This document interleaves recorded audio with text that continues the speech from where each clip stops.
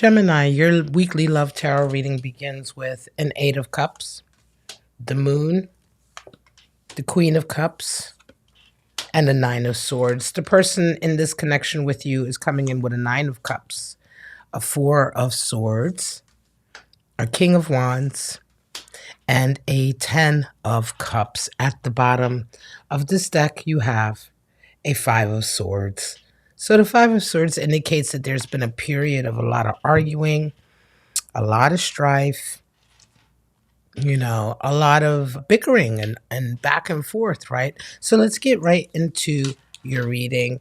Gemini, you come in with a Eight of Cups and your person is coming in with a Nine of Cups. So it seems to indicate that you're moving away, you're walking away, you're planning to turn your back on this connection. And your person is sitting there kind of staunchly happy. They're like, okay, well, you want to leave? Go ahead and leave.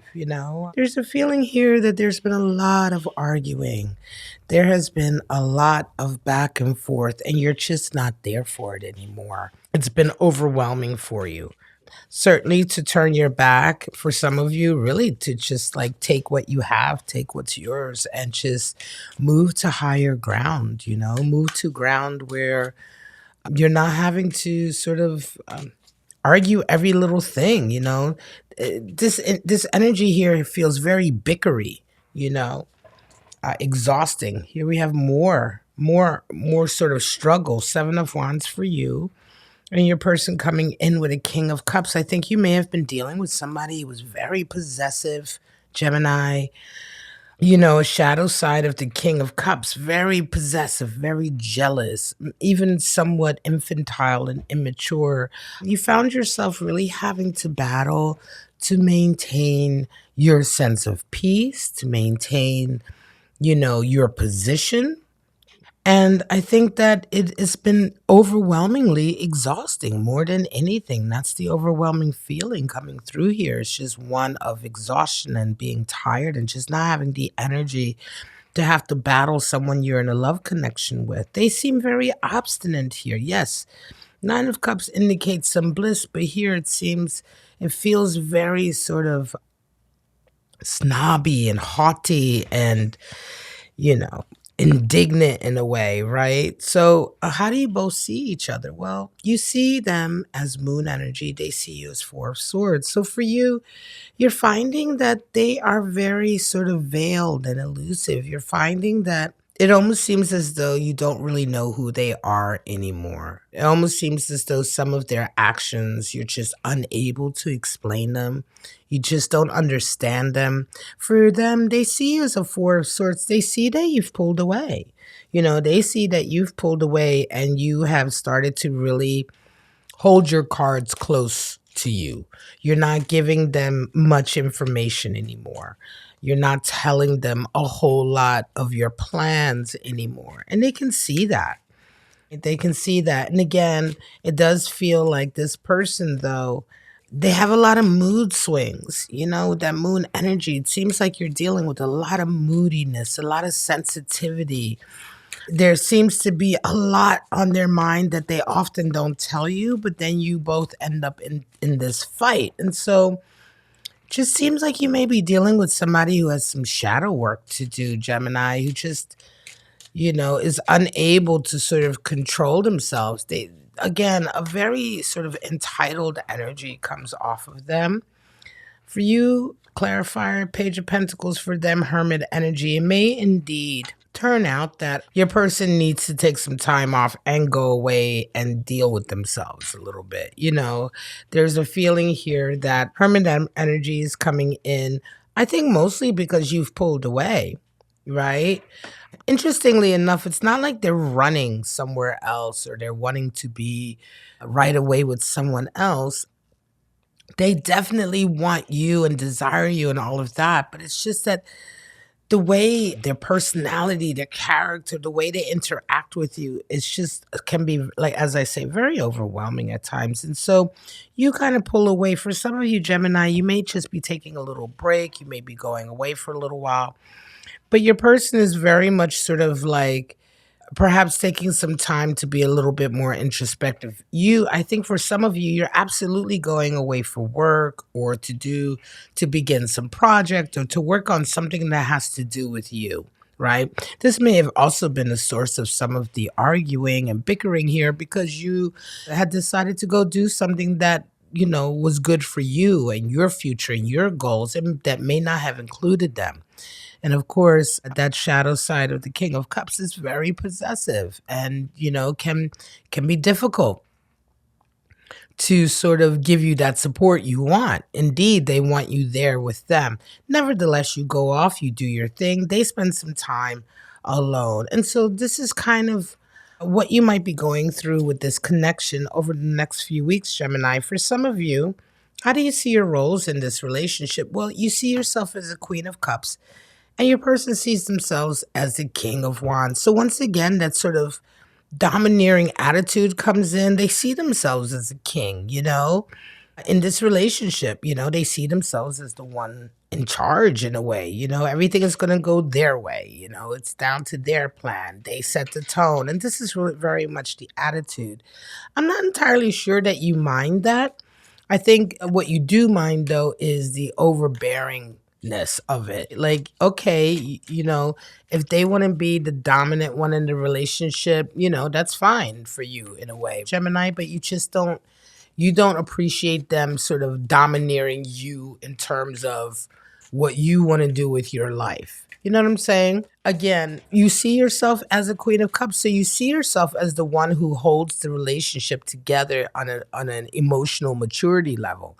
You see yourself as the one who probably almost always has to be more mature, has to be willing to have the right conversations, be willing to respond in a way that doesn't exacerbate things. And your person generally feels here like they're the ones who come off, as I say, possessive, jealous, very fiery, wanting things their way, very sort of childish. Ten of Swords, you come to the end of that, though. I will say that. It feels as though Ten of Swords energy, like you've really had enough this time, and Star energy, like you've really had enough. And I think you express that to them, right? You definitely let them know. Yeah, Ten of Swords indicates here, Gemini, that you're kind of at the end of this. This you may have been around this block with this person so many times, right? And now you've just gotten to a place where you're just done. You don't want this anymore. You don't want, all the times you have to rebuild yourself and pick yourself back up after all the arguing and the bickering and fighting. And so it's kind of done. And I think you guys are kind of going into a new phase as a result of this. Your person comes in with star energy. They may begin to start to really pay attention to, what it's really going to take to reach their goals in this relationship. Even though they have some of these kind of toxic characteristics that I'm feeling here, there is like a genuine desire and goal that they have with you for a certain kind of relationship or a certain outcome here, something that they want, a happy relationship. And I think as a result of you really changing here, Gemini, for some of you, they may begin to sort of really pay attention and put a lot more into what it's ultimately going to take to have that kind of a relationship, just like put a lot more nurturing and, you know, energy into, themselves and bettering themselves and bettering the environment to have the type of relationship that they want. Ultimately, you both come out with some interesting energies. Here are possible outcomes for this connection. For you, Nine of Swords, there's some anxiety here.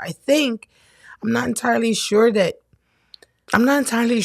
you want to go back in any way. Nine of Swords, there's a lot of regret and anxiety here. I think you're really worried about the next stage. Your person is resonating with Ten of Cups. They see happiness in the future. They see happiness. And I think what may happen here, Gemini, is that your person, as a result of seeing how much things are changing this time around, how little it's like the last time, and how different everything is between the two of you, and how you're walking away. Again, I'm not saying that you're breaking up, but you may be taking a break or walking away, or as I said, leaving for a short time for work. Nevertheless, it's on the heels of all this arguing and bickering, but something is different this time. And so your person may actually buck up and begin to put that work in. You have changed fundamentally here. You've really changed your outlook and the way you see the future of this relationship. And I think you have a lot of anxiety about it surviving. I don't think you have a lot of confidence that your person is going to make the right changes they need to make. Nevertheless, they do spend some time on their own and really do some introspection. And it may be indeed that they mature a little bit and figure out that they're about to lose something that they really, really, truly love and desire. Spirit of the crystal ball, spirit of the fly, and zombie spirit. So, crystal ball, future, predictions, divination. Spirit of the fly, stagnation, rot, decay. That's what needs to go away here. There is some decay, there is some rot and stagnation in this relationship in the way that you two have continued to interact with each other. And again, I think that you're changing that now. You're not making the same decisions you've made before. Zombie spirit, control, submission. I think for a long time, perhaps Gemini, you were submitting to this person, or not, or at least not taking control over, your future. So let's get your animal spirits out for this connection, and then this will be your reading for the week, Gemini. Zebra and the moth. Wow. So the zebra and the moth, interesting animal spirits here. We have the zebra is a fire animal spirit, and the moth is, of course, air. So we're talking about the zebra, which is the animal spirit for the eccentric and the artist, someone who's very different from everyone else, but whose authenticity is really contagious.